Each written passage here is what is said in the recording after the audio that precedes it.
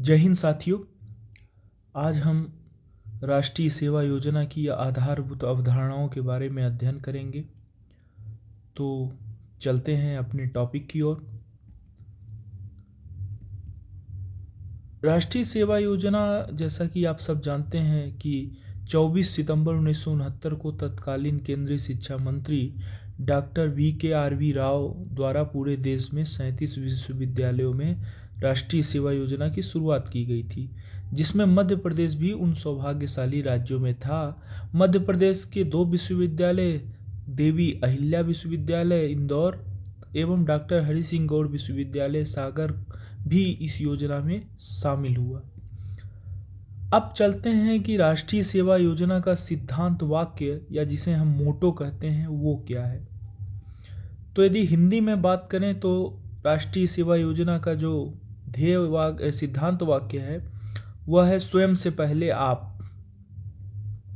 इसे संस्कृत में कह सकते हैं नाहम वै भवान, और वहीं इंग्लिश की बात की जाए तो नॉट मी बट यू।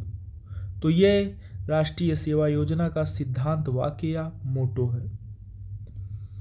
अब यदि बात करें राष्ट्रीय सेवा योजना के उद्देश्य की, तो समाज सेवा द्वारा विद्यार्थियों के व्यक्तित्व का विकास ही राष्ट्रीय सेवा योजना का उद्देश्य है। Personality development through community services. अब जहाँ तक बात की जाए लक्ष्य की, तो शिक्षा द्वारा समाज सेवा द्वारा शिक्षा, education through social service and social service through education. प्रेरणा पुरुष। मानव सेवा एवं युवा चेतना के प्रतीक स्वामी विवेकानंद को राष्ट्रीय सेवा योजना का प्रेरणा पुरुष मान्य किया गया है। स्वामी विवेकानंद को वर्ष 1984-85, जिसे अंतर्राष्ट्रीय युवा वर्ष भी घोषित किया गया था, के अंतर्गत भारत सरकार ने युवाओं का प्रतीक पुरुष मान्य किया। तब से ही राष्ट्रीय सेवा योजना में उन्हें अपना प्रतीक पुरुष के रूप में स्वीकार किया गया। रसोइयों का प्रतीक चिन्ह। राष्ट्रीय सेवा योजना का प्रतीक चिन्ह उड़ीसा के कोणार्क में स्थित सूर्य मंदिर के रथ चक्र है। सूर्य मंदिर का ये विशाल चक्र सृजन, संरक्षण और निर्मुक्ति का आवर्तन को अभिव्यक्त करता है, साथ ही काल और स्थान से पूरे जीवन में गति के महत्व को बताता है।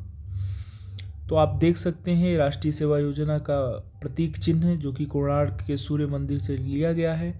इसी का यह एक रूप है जो कि हमारा प्रतीक चिन्ह है। आप देखते हैं कि इस प्रतीक चिन्ह में 8 पहिए हैं और ये 8 पहिए 8 पहर को दर्शाता है। हम सब जानते हैं जैसे कि हमारा जो पूरा दिन होता है वो 8 पहरों में ही बटा होता है। जैसे यदि सुबह 6 से 9 की बात करें तो उसे हम 1 पहर और 9 से 12 को 2 पहर बोलते हैं। उसी तरीके से ये 8 जो तीलियां हैं वो पूरे 24 घंटे यानी 8 पहर को बताती है। अब यदि प्रतीक के डिजाइन की बात करें तो सूर्य रथ के चक्र का सरलीकृत रूप मुख्यतः गति को दर्शाता है। यह निरंतरता, समाज में परिवर्तन लाने और उसे उन्नत करने के लिए निरंतर आगे बढ़ने के प्रयास करने का द्योतक है।